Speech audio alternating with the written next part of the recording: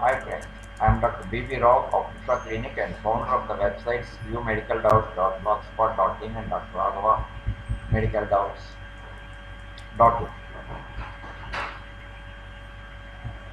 Through these videos, I am providing the basic knowledge about the commonly occurring diseases, treatments and surgery details when necessary. For the medical knowledge to general people and for reference to the medicals. Today I am going to discuss about the varicose veins treatment and surgery. The varicose veins are those veins which are dilated, lengthened and tortuous, usually occur in the veins of legs, spermatic cord, esophageal and hemorrhoids. These usually occur due to the erect posture. The congenital paucity of valves, muscle weakness and wasting, deep fascia stretching will impede the function of venous pump. So the weight of the blood in veins fall on the walls guarding the communication between the superficial veins and the deep veins. The main walls affected are saphenofemoral, lying at the junction of long saphenous and common femoral veins. Also saphenopopliteal, causing a dilatation of the short saphenous system and may occur at any site. It also occurs due to any obstruction which hampers the venous return like tumors, pregnancy and deep vein thrombosis.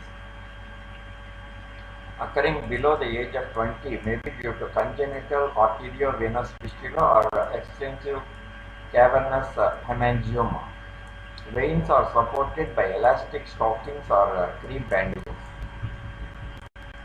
Symptoms: tired and aching sensation in the whole of the lower leg, cough towards the end of the day. Sharp pains when present are localized to the varices more in thigh veins. The ankle may swell by the end of the day. There is itching of the skin of the leg. Some people may have cramps in the calf when retired to bed. These may be single or multiple. If it is near the saphenous opening, it is called saphenopharynx. Examination: Brody Trendelenburg test. The patient is asked to lie on the back and lifts the leg to empty the veins. A venous tourniquet is applied just below the saphenous opening. Then the patient stands up. The tie is then released. If the saphenofemoral valve is incompetent, the vein will fill from above. If not, vein will fill from below slowly.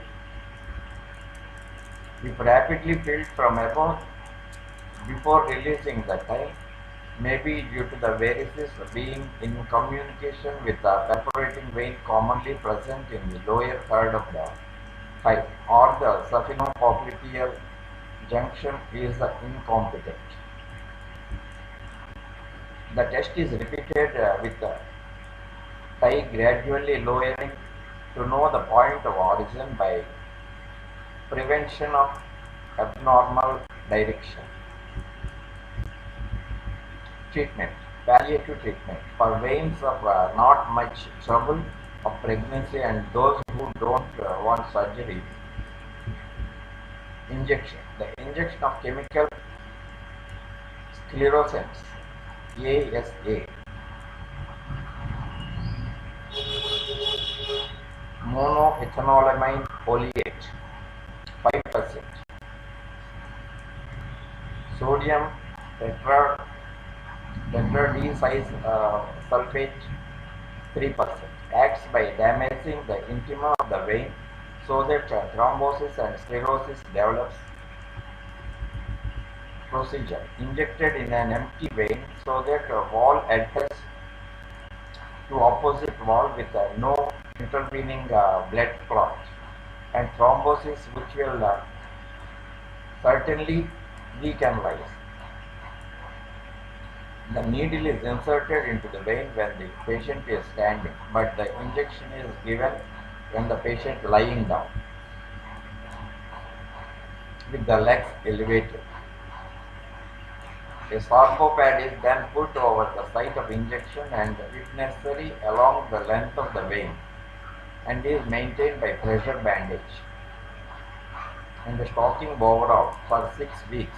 Injections are also given at the site of the perforating vein and at maximum tenderness.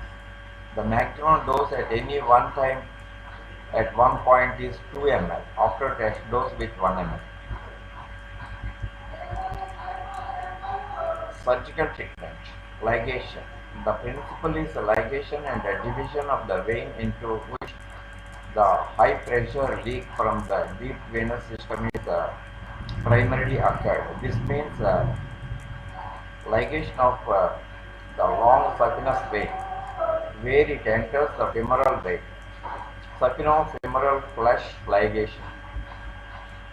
A flush ligation proximal to any tributary is essential to escape recurrence. If the short saphenous vein is the site of high pressure leak, it is exposed in the popliteal fossa and ligated proximal to its tributaries, close to or flush with the popliteal vein. Technique.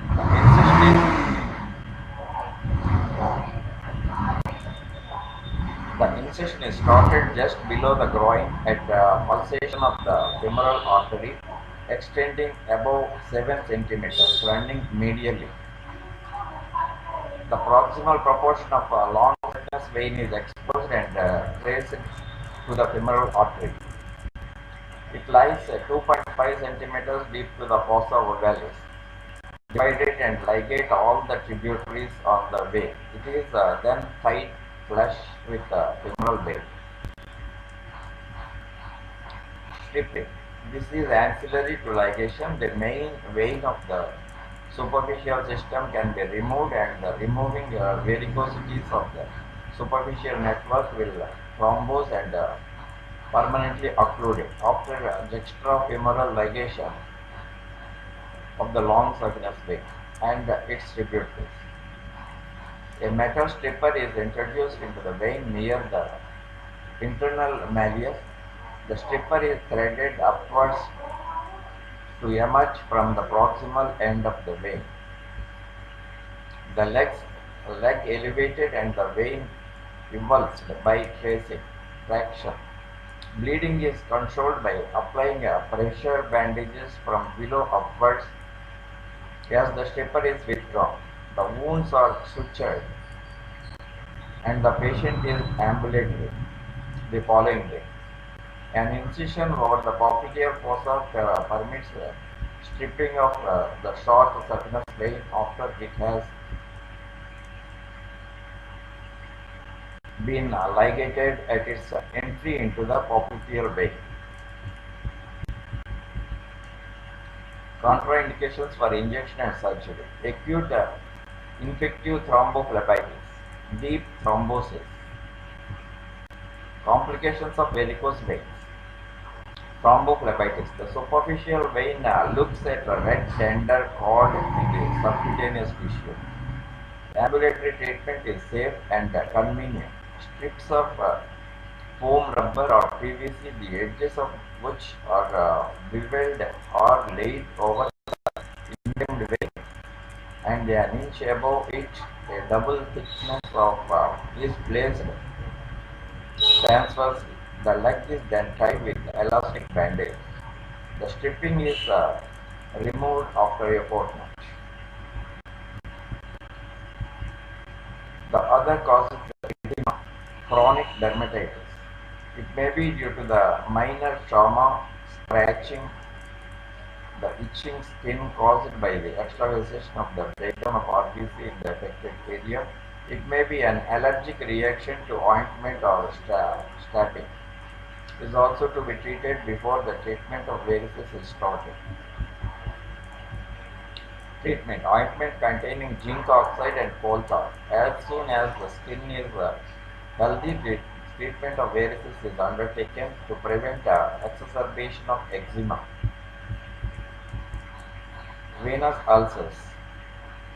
These are secondary to the varicose veins or deep veins thrombosis in which recanalization has occurred but valves are no longer apparent or competent.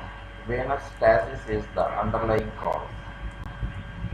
Investigation. Deep venogram. Deep venogram is useful in different difficult cases as it will show the patency and size of the lumen of the deep veins. The presence of valves and presence of high pressure leakage in the top. A fine rubber tourniquet applied just above the malleoli to occlude superficial veins. About 25 ml of 55% of sodium diatrazate is injected into the superficial vein of the foot through a polythene cannula after test dose. The contrast medium is forced into the deep vein and a series of X-rays of whole leg are taken.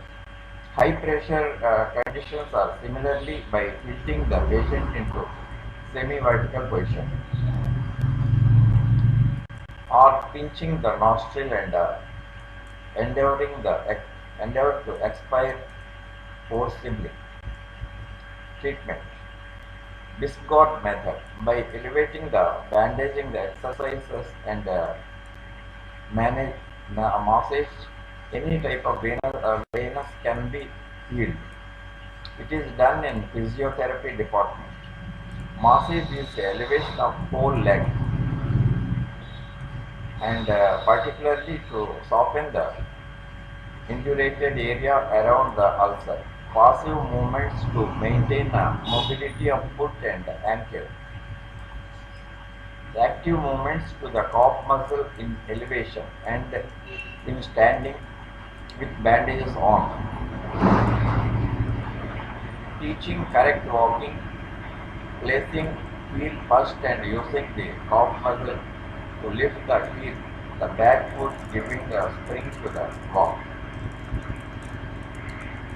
and therefore improving the venous pump. A firm elastic bandage is applied spirally from base to the toe to knee so that movement in walking alternatively stretch and relax the bandage and produce an added pumping effect.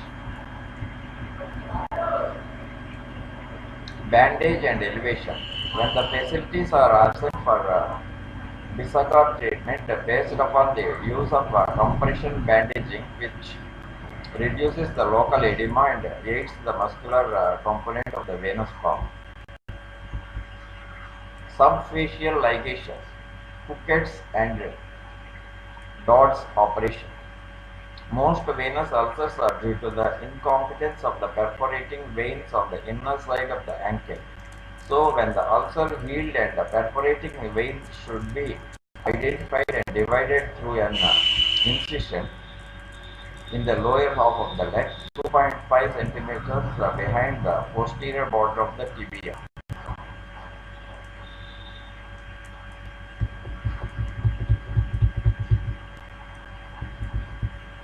Hemorrhage. Hemorrhage from a ruptured varicose vein is common and profuse.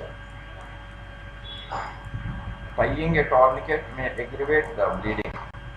Elevation of the leg and application of a firm pad and bandage controls the bleeding. Calcification occasionally occurs in veins which have been varicose for many years.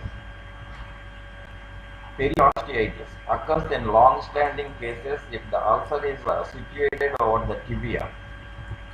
Talipes equinus may result from the long-standing ulcer finds relief on walking on the toes. And after some years, the tendon Achilles becomes contracted to respond to exercises. The Bisagor treatment prevents this complication. That's all about the varicose veins. and we'll discuss about some other diseases in the next video. Thank you.